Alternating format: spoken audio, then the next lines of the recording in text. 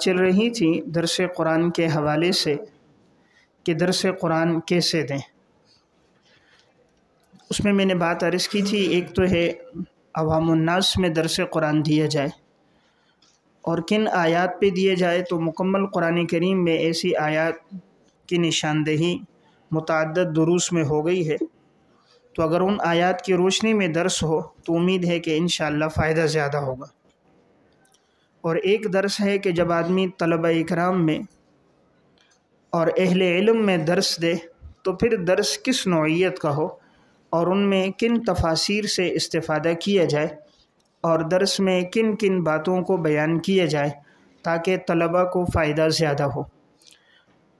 درس قرآن جو عوام الناس کے حوالے سے تھا اس میں نے 3 چیزیں عرض کی تھیں۔ نمبر 1 منتخبات پہ درس ہو، دوسری بات عرض کی تھی کہ منتخبات میں جو عنوان آئیں ان کی مناسبت سے روایات اور آثار بیان کیے جائیں۔ مثلاً ہدی للمتقین کے بعد مومنین کے اوصاف 5 ہیں، تو ان میں ایک وصف یقیمون الصلاۃ ہے، تو اس مناسبت سے نماز کی اہمیت احادیث اور آثار کی روشنی میں۔ اور پھر تیسری چیزیں ان اوصاف سے متعلق حضرات صحابہ اور سلف کے واقعات، تو جتنے واقعات کثرت کے ساتھ بیان ہوں گے پھر ان واقعات کی معاشرے پر تطبیق اور اس سے نتیجہ اخذ کرنا۔ تو اگر یہ تینوں باتیں رہیں تو عوام میں وہ درس مقبول بھی ہوتا ہے اور اس کا فائدہ متعدی ہوتا ہے۔ اور اگر طلبہ اکرام میں درس دیا جائے، مثلاً ایک ساتھی درس نظامی پڑھا رہا ہے، ثالثہ رابعہ خامسہ میں درس دے رہا ہے یا اہل علم کی جماعت میں درس دے رہا ہے، اس میں درس دیتے وقت چند چیزوں کا لحاظ رکھا جائے۔ نمبر 1 سب سے پہلے ربط بین الآیات، کہ جب درس کا آغاز کریں تو جس رکوع پہ آپ درس دے رہے ہیں، سورت پہ درس دے رہے ہیں، اس سورت کا ماقبل کے ساتھ آپ ربط بیان کریں۔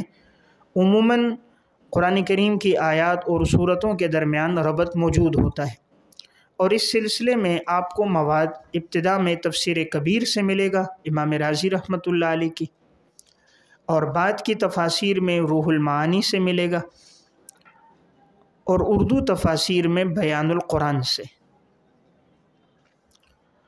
اور اسی طرح سمت الدرر فی ربط بین الآیات والسور، سمت الدرر فی ربط بین الآیات والسور، حضرت مولانا محمد طاہر پنجپیری صاحب رحمۃ اللہ علیہ کی، اس سے ملے گا۔ اور اسی طرح سبق الغایات فی نسق الآیات، حکیم الامت مولانا اشرف علی تھانوی صاحب رحمۃ اللہ علیہ کی، سبق الغایات فی نسق الآیات۔ اور اگر کوئی ساتھی تفصیل کے ساتھ ربط دیکھنا چاہے تو علامہ بقائی رحمۃ اللہ علیہ کی ہے نظم الدرر فی تناسب الآیات والسور، نظم الدرر فی تناسب الآیات والسور۔ پہلے اس تفسیر کا نسخہ 16 جلدوں میں طبع تھا، حال ہی میں 8 جلدوں میں طبع ہو کر آئی ہے، تو اس میں صورتوں کے درمیان میں جہاں ربط کو بیان کیا ہے وہاں صرفی، نحوی اور دیگر اہم مباحث کو بھی بیان کیا ہے، البتہ زیادہ زور ربط پر دیا۔ دوسری چیز شان نزول کا بیان، قرآن کریم کی بعض آیات کا سمجھنا شان نزول پر موقوف ہے، جب تک وہ بیان نہ کیا جائے تو قرآن کریم کی ان آیات کے معنی کما حقہ سمجھ میں نہیں آتے۔ اس سلسلے میں اگر کوئی ساتھی پڑھنا چاہ رہا ہے تو جامع اسباب النزول، جامع اسباب النزول ایک جامع کتاب ہے، اس میں تمام آیات کے شان نزول کو جمع کیا ہے۔ العجاب فی بیان الاسباب، حافظ ابن حجر عسقلانی رحمۃ اللہ علیہ کی کتاب ہے العجاب فی بیان الاسباب، اگرچہ پورے قرآن کی تو نہیں ہے لیکن ایک حد تک جہاں تک لکھا ہے حافظ ابن حجر نے تو مستند روایات کی روشنی میں لکھا ہے۔ اسی طرح علامہ واحدی رحمۃ اللہ علیہ کی بھی ہے اسباب النزول، علامہ واحدی کی اسباب النزول، لیکن بہرحال جامع کتاب جامع اسباب النزول لے لی جائے تو یہ کتاب جامع ہے۔ تیسری چیز جو بیان کی جائے وہ ہے لغوی تحقیق، یعنی آیات کے درمیان میں جب کوئی لفظ آ جائے تو اس لفظ کی لغوی تحقیق کی جائے۔ اس کا مطلب یہ ہوتا ہے کہ اس لفظ کا لغت کے اعتبار سے معنی کیا بنتا ہے۔ یہاں تو ترجمہ صیغے کے اعتبار سے ہوتا ہے، اس کا مادہ کیا ہے، مجرد میں مادہ کیا ہے، مزید میں مادہ کیا ہے، اور اس مادے کے لحاظ سے اگر مجرد اور مزید کے معنی میں فرق ہے تو اس کی وضاحت کی جائے۔ اس سلسلے میں امام راغب اصفہانی رحمۃ اللہ علیہ کی المفردات فی غریب القرآن، المفردات فی غریب القرآن یعنی قرآن کریم کے مشکل اور غریب الفاظ کے معانی، اسی طرح تذکرۃ العریب فی تفسیر الغریب، تذکرۃ العریب فی تفسیر الغریب علامہ ابن جوزی رحمۃ اللہ علیہ، متوفی 597 ہجری۔ اس کے بعد چوتھی ایک اہم چیز ہے، وہ ہے صرفی تحقیق۔ صرفی تحقیق کا مطلب یہ ہے کہ بعض قرآن کریم میں صیغے جو استعمال ہوتے ہیں تو ان میں یہ بیان کیا جائے کہ یہ صیغہ کس باب کا ہے، اور اگر اس میں تعلیل ہوئی ہے تو کیا تعلیل ہوئی ہے۔ صیغے کی تعیین اور تعلیل۔ تعیین، یہ صیغہ جمع مذکر غائب ہے اور باب نصرہ سے ہے، یہ صیغہ واحد مؤنث ہے، باب تفعیل سے ہے، تو صیغے کی تعیین کر دی جائے، اور اگر کہیں تعلیل ہوئی ہے اس تعلیل کا تذکرہ ہو۔ بعض صیغے بڑے مشکل ہوتے ہیں، جیسے انلزمکموہا، اب جب تک اس کی وضاحت نہ کی جائے تو یہ صیغہ سمجھ میں نہیں آتا۔ اس سلسلے میں اردو کتابوں میں بھی آپ کو رہنمائی ملے گی، عربی کتابوں سے بھی۔ اردو کتابوں میں مثلاً 3 کتابیں اگر آپ اپنے مطالعے میں رکھیں تو فائدہ ہوگا۔ نمبر 1 لغات القرآن، علامہ عبدالرشید نعمانی صاحب رحمۃ اللہ علیہ کی، 6 حصوں میں ہے، 3 ضخیم جلدوں میں ہے، دارالاشاعت سے طبع۔ اس میں جو بھی اس طرح صیغے آئے، مادہ بھی بتایا ہے، صرفی اعتبار سے بھی اس کی تعیین کی ہے، کہیں تعلیل بھی بیان کی ہے، مجرد مزید میں کئی معنی کا فرق ہے اس کی وضاحت بھی کی ہے، استعمال بھی بتایا۔ اور اسی طرح قاموس القرآن، حضرت مولانا سجاد میرٹھی صاحب رحمۃ اللہ علیہ، قاموس القرآن، اور ایک ہے منتخب لغات القرآن، حضرت مولانا مفتی محمد نسیم صاحب، 2 جلدوں میں ہے۔ یہ اس اعتبار سے بڑی مفید کتاب ہے کہ یہ قرآن کریم کی ترتیب پر ہے، یعنی الف لام میم سے شروع ہے، ترتیب کے ساتھ ہر صیغے کا تذکرہ، تو اس میں تلاش کرنے میں ٹائم نہیں لگتا۔ پہلی جلد میں 15 ہیں، دوسری جلد میں بھی تقریباً 15 سپارے۔ منتخب لغات القرآن۔ اسی طرح انوار البیان فی حل لغات القرآن، محمد علی سنز، یہ مکتبہ سید احمد شہید سے 4 جلدوں میں ہے، انوار البیان فی حل لغات القرآن، 4 ضخیم جلدوں میں، بڑی مفید کتاب ہے۔ اس میں انہوں نے لغوی، صرفی، نحوی تینوں چیزوں کو سامنے رکھا ہے، مادہ بھی بیان کیا ہے، صرفی اعتبار سے تعلیل کا تذکرہ بھی کیا ہے، اور کہیں کہیں نحوی اعتبار سے ترکیب کو بھی بیان کیا ہے، اور ساتھ آیت کا معنی اور تشریح اور مختصر وضاحت بھی کی ہے۔ تو بہرحال تیسری چیز میں نے یہ عرض کی۔ اور اگر عربی تفاسیر میں دیکھنا ہو تو اعراب القرآن و بیانہ،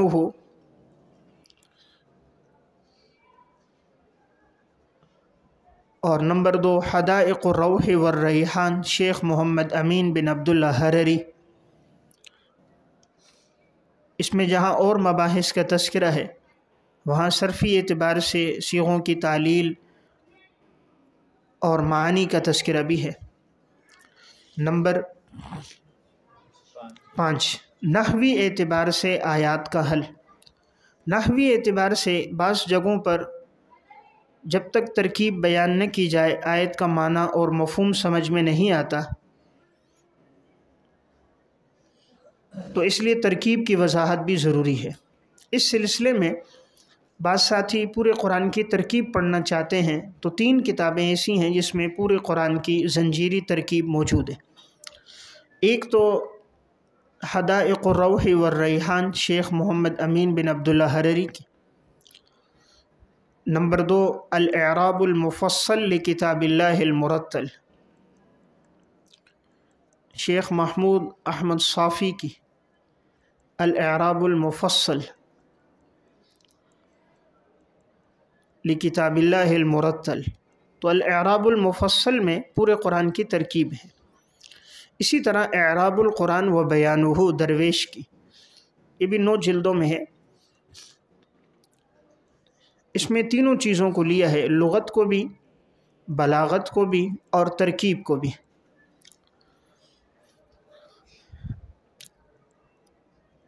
नंबर 6, छठी चीज़ जो अहम इसमें बयान करनी है वो है आयात का लफ्ज़ी तर्जुमा।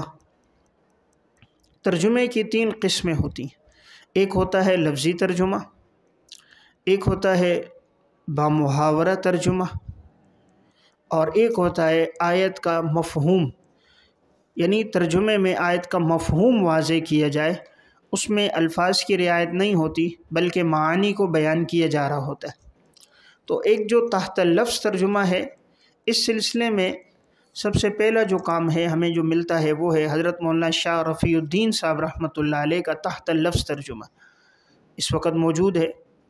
तो हज़रत मौलाना शाह रफ़ीउद्दीन साहब रहमतुल्लाह अलैह शाह अब्दुल क़ादिर साहब रहमतुल्लाह अलैह के भाई हैं। तर्जुमा कुरान इनका है, जैसे शाह अब्दुल क़ादिर का तर्जुमा है मौज़िहुल कुरान के नाम से, वो बामुहावरा तर्जुमा है और ये तहत लफ्ज़ तर्जुमा है।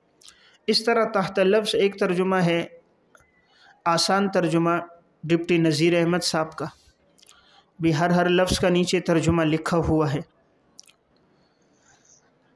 एक तर्जुमा जो आजकल अब जो तबा है वो ज़रा आम फ़हम भी है, सहल भी है, अल्फाज में उसमें जो आम इस्तेमाल किए गए सर्फ़ी नहवी बलागत और उसका भी एतबार रखा गया है, सीगों का भी तरकीब का भी, वो है मानीउल कुरान। मानीउल कुरान के नाम से दारुस्सलाम से तबा है।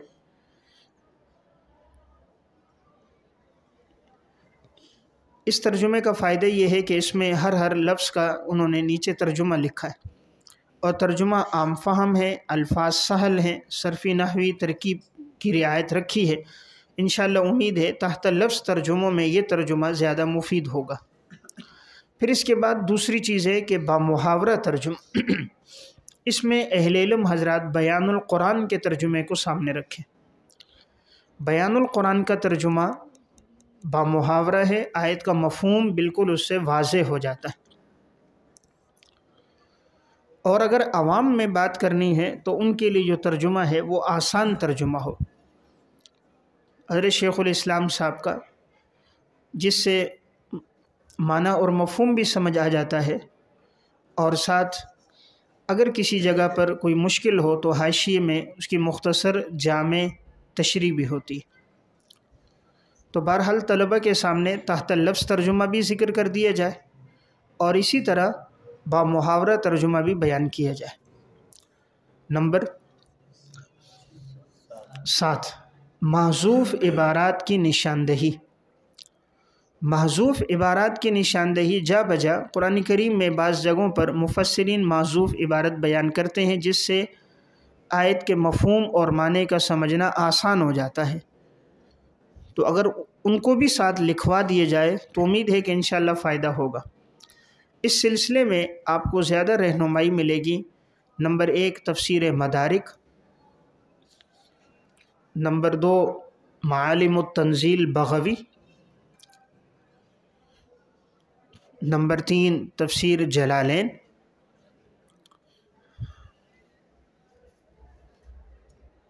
नंबर 4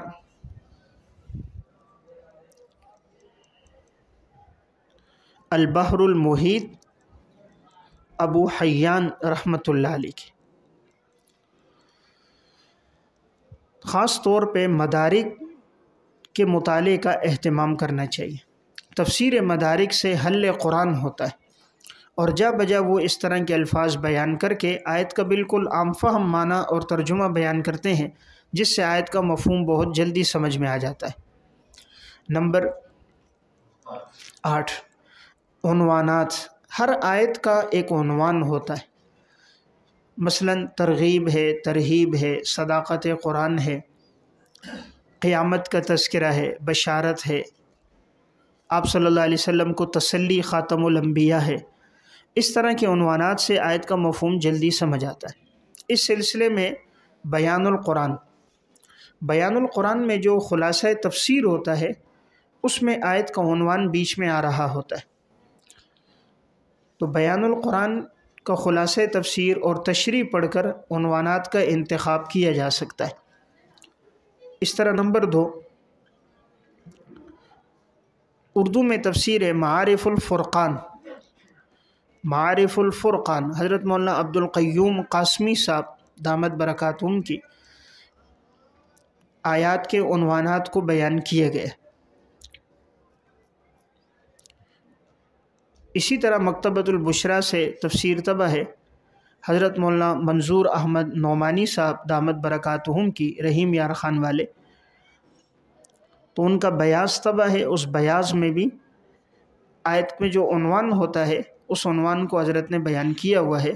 تو اگر عنوانات کو ساتھ بیان کیے جائے تو طالب علم کو آیت کا مفہوم اور معنی جلد سمجھ میں آ جاتا ہے۔ نمبر 9، آیت کی مختصر تفسیر تشریح۔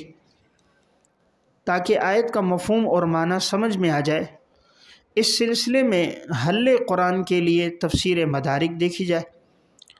سب سے پہلے مدارک سے آیت کا مفہوم اور معنی بالکل واضح ہو جاتا ہے، اور اگر اس میں نہ ہو تو امام بغوی کی معالم التنزیل ساتھ مطالعے میں ہو۔ اردو تفاسیر میں بیان القرآن کو لازمی مطالعے میں رکھا جائے، اور اس سے استفادے کا طریقہ یہ ہے کہ سامنے قرآن کریم کھلا ہوا ہو، تو جس آیت کو آپ خلاصہ تفسیر میں دیکھ رہے ہیں وہ آیت کو ساتھ یہاں بھی دیکھتے رہیں، تو جو عبارت وہاں حضرت نے بریکٹ میں لائی ہوئی ہوتی ہے وہ آیت کی تشریح ہو رہی ہوتی ہے، صفات کو آیت کے ساتھ جوڑ رہے ہوتے ہیں، کسی اشکال اور سوال کا جواب دے رہے ہوتے ہیں۔ تو جب آیت کو ساتھ ملا کے پڑھیں گے تب آپ کو تفسیر کی اہمیت کا اندازہ بھی ہوگا، آیت کا مفہوم سمجھ بھی آئے گا۔ اور اگر سرسری پڑھ لیں گے تو فائدہ نہیں ہوگا۔ تو فائدے کے لیے بہتر ہے قرآن کریم ساتھ کھلا ہوا ہو، پھر خلاصہ تفسیر کو پڑھا جائے، جس آیت کا خلاصہ تفسیر ہو رہا ہے وہاں دیکھا جائے، جو معذوف عبارت ہے اس کو ساتھ اپنے پاس نوٹ کر دیا جائے۔ امید ہے کہ انشاءاللہ فائدہ اس سے زیادہ ہوگا۔ اردو تفاسیر میں 2 تفسیروں کو ساتھ مطالعے میں رکھیں۔ نمبر 1، جواہر القرآن، حضرت مولانا غلام اللہ خان صاحب رحمۃ اللہ علیہ کی علمی اعتبار سے ایک نہایت مفید تفسیر ہے کہ اس میں سورت کے شروع میں مضامین کا تذکرہ، سورت کا خلاصہ، اسی طرح آیات کے عنوانات، جا بجا عربی عبارات، مختصر اور جامع اچھی تشریح اس میں مل جاتی ہے، تو اہل علم کے لیے تفسیر مفید ہے۔ اور اسی طرح معارف القرآن حضرت مولانا محمد ادریس کاندیلوی صاحب رحمۃ اللہ علیہ کی، اس میں حدیثی مباحث بھی ہیں، جا بجا حضرات صوفیہ اکرام کے اقوال بھی ہیں، اور بڑے اہم احکامات ہیں۔ خاص طور پہ تفسیر کبیر اور روح المانی سے استفادہ کر کے اسے لکھا گیا ہے۔ ساتھ فقہی احکامات، معاشرتی احکامات اور موجودہ دور کے اعتبار سے معارف القرآن حضرت مولانا مفتی محمد شفیع صاحب رحمۃ اللہ علیہ۔ تو اگر یہ تینوں تفاسیر ساتھ مطالعے میں ہوں تو بڑی اہم اور نادر معلومات سامنے آئیں گی۔ اس کی روشنی میں آگے وقت کی نزاکت کو سامنے رکھتے ہوئے اہم پوائنٹ بیان کر دیے جائیں۔ نمبر 10، فقہی احکامات کا تذکرہ۔ عموماً آیت سے جو فقہی مسئلہ معلوم ہو رہا ہے یا کسی فقیہ نے استدلال کیا ہے اس آیت سے، فقہائے اربعہ میں سے، تو اس سلسلے میں آپ کو سب سے زیادہ مواد ملے گا تفسیر قرطبی میں۔ इमाम क़ुरतुबी रहमतुल्लाह अलैह मुतवफ़्फ़ा 671 हिजरी की तफ़सीर का असल नाम ही अल-जामे' लिअहकामिल क़ुरान है।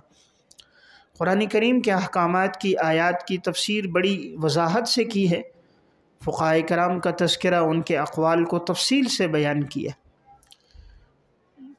और अगर कोई साथी इख्तिसार से पढ़ना चाह रहा है तो फिर बेहतर है अहकामुल क़ुरान जो 4 उलमा की मुश्तरका काविश है, इसको मुताले में रखें। ये जामे है जो हज़रत मौलाना मुफ्ती मोहम्मद शफ़ी साहब, अल्लामा ज़फ़र अहमद उस्मानी साहब, मुफ्ती जमील अहमद थानवी साहब और हज़रत मौलाना मोहम्मद इदरीस कांदेलवी साहब रहमतुल्लाह अलैह। तो यह अहकामुल क़ुरान इदारतुल क़ुरान से छपी। इसमें जो भी आयात इस तरह आ रही हैं तरतीब के साथ, उन आयात से अगर कोई मसाइल मालूम हो रहे, किसी फ़क़ीह ने इस्तिदलाल किया है, ख़ास तौर पे उलमाए अहनाफ़ के मुस्तदल्लात का तज़किरा इसमें है, अरबी इसकी सहल है और मबाहिस और मालूमात ज़्यादा हैं। बस औक़ात एक एक उन्वान पर पूरा पूरा रिसाला है। ख़ास तौर पे मुफ्ती शफ़ी साहब रहमतुल्लाह अलैह के मुख्तलिफ़ उन्वानात पर अरबी ज़बान में मुख्तसर इसमें रसाइल हैं। इंशाअल्लाह उम्मीद है उससे फ़ायदा ज़्यादा होगा। नंबर 11 आयत से मुस्तंबत फ़वाइद।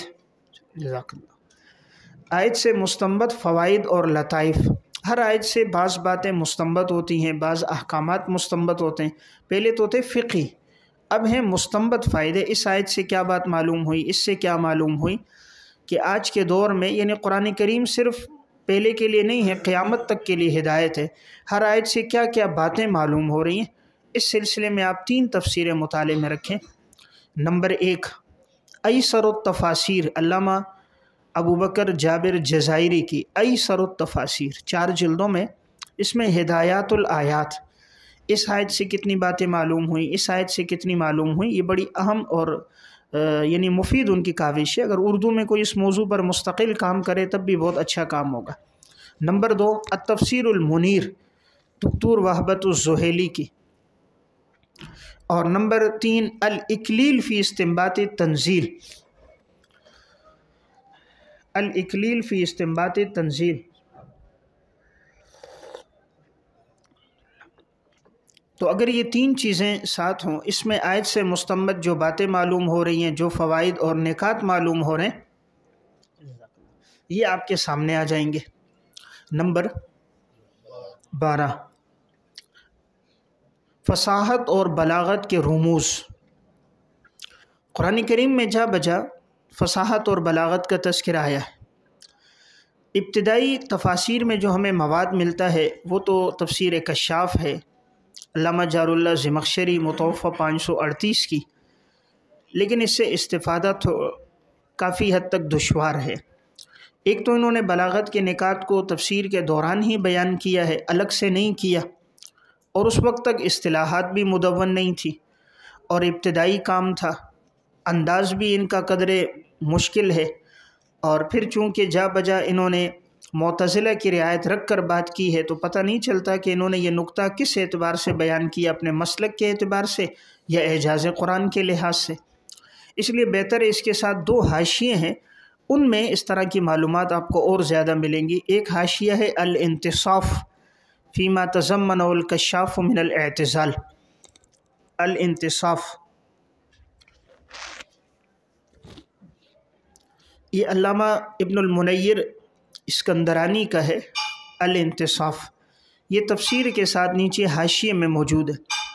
इसमें इन्होंने जहाँ अल्लामा ज़मख़शरी ने एअ्तिज़ाल की रियायत रख कर बात की, उसकी निशानदेही भी की और जा बजा इस तरह के अहम निकात का तज़किरा भी किया। ख़ास तौर पे दूसरा जो है वो हाशियतुत तीबी है, जो फ़ुतूहुल ग़ैब के नाम से, हाशियतुत तीबी फ़ुतूहुल ग़ैब के नाम से है, 18 जिल्दों में तब है। अल्लामा तीबी रहमतुल्लाह अलैह को अल्लाह ताला ने फ़साहत और बलागत में एक बड़ा मकाम दिया था। इन्होंने हदीस की भी शरह लिखी है, मिशकात की अल-काशिफ़ जो शरह तीबी के नाम से मशहूर है, उसमें हदीस के बलागत के निकात हैं और कुरान करीम के जो इन्होंने बलागत के निकात लिखे वो इस फ़ुतूहुल ग़ैब में। अल्लामा तीबी रहमतुल्लाह अलैह को ख्वाब में नबी अकरम सल्लल्लाहु अलैहि वसल्लम की ज़ियारत हुई थी। आप सल्लल्लाहु अलैहि वसल्लम ने इनको दूध का प्याला पिलाया था। اس کے بعد سے اللہ نے ان کو یہ اعجاز کا علم، بلاغت کا علم، رموز کا علم بہت عطا کیا ہے، اس سے پہلے اس کی نظیر نہیں ملتی۔ تو اس لیے آپ کو علامہ طیبی کی کتابوں میں بلاغت زیادہ ہے۔ تو میں نے عرض کیا تفسیر کشاف اور اس کا یہ حاشیہ۔ نمبر 2، ارشاد العقل السلیم، ارشاد العقل السلیم المعروف تفسیر ابو السعود، اس میں اعجاز قرآنی اور فصاحت اور بلاغت کے رموز ہیں۔ نمبر 3، اعراب القرآن و بیانہ، اس میں بھی عنوان ہوتا ہے بلاغت کا۔ نمبر 4، التفسیر المنیر وہبۃ الزہیلی، اس میں بھی بلاغت کے عنوان کے تحت نکات ہیں۔ نمبر 5، صفوۃ التفاسیر علامہ محمد علی صابونی، اور سب سے زیادہ نمبر 6، حدائق الروح والریحان شیخ محمد امین بن عبداللہ حرری، اس میں ہر 2 سے 3 آیات میں جتنی مباحث ہیں ذکر کر کے آخر میں البلاغت کا عنوان لگا کر ترتیب سے وہ نکات ذکر کرتے ہیں۔ تو یہ بہرحال کتنی ہو گئی؟ نہیں، یہ تفسیریں 5 یہ 6 تفسیریں ہو گئی، یہ 6 میں نے عرض کر دی، جس میں آپ کو ملیں گے بلاغت کے نکات۔ اور اگر اللہ رب العزت کی توفیق شامل حال رہی اور یہ بلاغت والا کام پورا ہو گیا تو انشاءاللہ امید ہے اس میں جتنا بھی بلاغت کے نکات ہیں سب یکجا ہو جائیں گے۔ تو یہ 12ویں بات ہو گئی۔ نمبر 13ویں چیز ہے فرق باطلہ کا رد، یعنی جہاں آدمی آیت بیان کرے اور اس مناسبت سے اگر اس آیت میں تردید ہو رہی ہے روافض کی، معتزلہ کی، چاہے وہ قدیم فرقے ہوں جیسے جہمیہ ہے، کرامیہ ہے، مرجیہ ہے، یا جدید جو فرقے ہیں قادیانی ہے، منکرین حدیث ہیں، تو اس طرح کے اگر کسی باطل فرقے نے اس سے استدلال کیا ہے تو اس کا جواب، اور اگر وہ آیت ان کے خلاف دلیل ہے تو اس کی وضاحت۔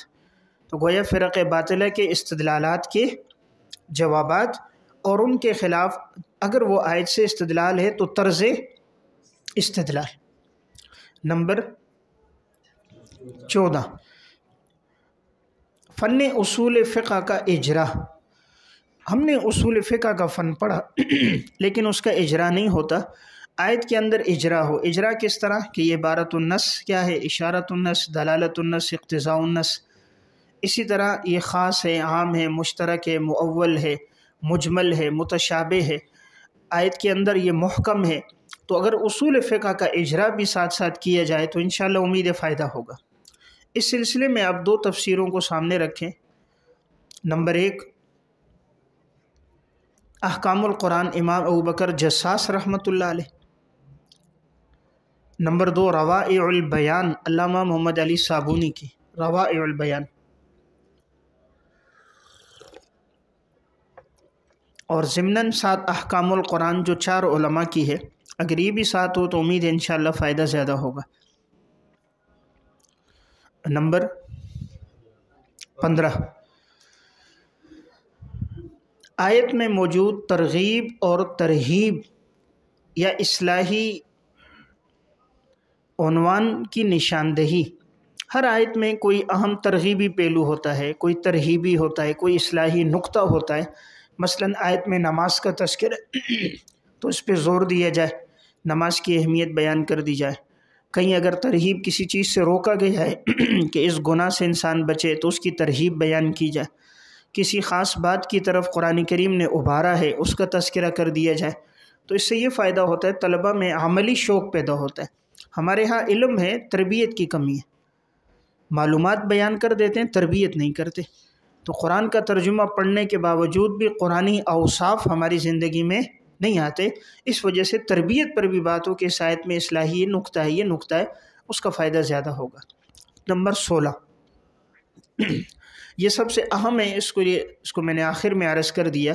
آیات کی تشریح میں سب سے پہلے احادیث اور آثار کو بیان کیا جائے۔ جب بھی آیت کی تشریح ہو سب سے پہلے دیکھا جائے کہ اگر احادیث میں مرفوع روایت کوئی موجود ہے، آپ صلی اللہ علیہ وسلم کا فرمان ہے، صحابی تابعی کا قول ہے، وہ ہو، اس کے بعد سلف کے اقوال ہو۔ ہمارے ہاں سلف کے اقوال خوب بیان کیے جاتے ہیں، نصوص کو بیان نہیں کیا جاتا، حدیث موقوف مرفوع مقطوع نہیں بیان کی جاتی۔ اس سلسلے میں آپ کو مواد جو ملے گا سند کے ساتھ وہ آپ کو 2 تفسیروں میں ملے گا۔ نمبر 1 تفسیر طبری، اصل نام اس کا جامع البیان ہے، علامہ ابن جریر طبری متوفہ 310 ہجری۔ اور نمبر 2